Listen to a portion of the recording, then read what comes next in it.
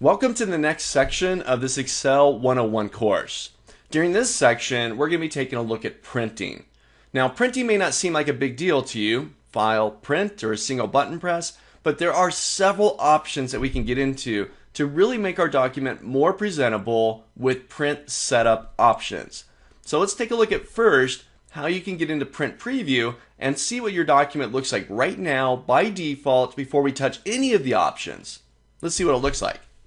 So to get into print preview, I'm going to go up to my file tab, top left corner of my screen. This takes me into that backstage view that we kind of got a quick peek at way back when in an earlier lecture. Now I'm going to go down to print.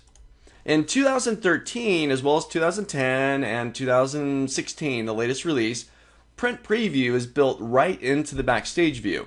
If you're on 2007, you go down to print, this actually still opens up another window like it did in all the earlier versions of Excel.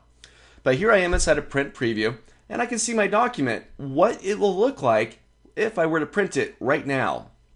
And I can identify several things that I'd like to fix about this document. Right now it's pretty small.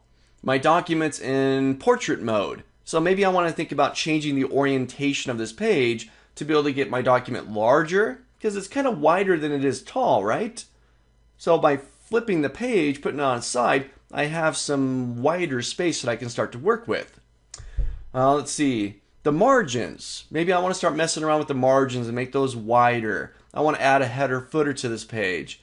You know, there's various considerations that we can have as we get this document ready to be printed. I don't want to do it just default like this. Maybe I want to put the spreadsheet on its own page and the chart on its own page. Make them nice and big and isolate the two bits of information on their respective pages. So we're going to take a look at these features and many more within our print setup options. So get ready. Let's take a look at these options.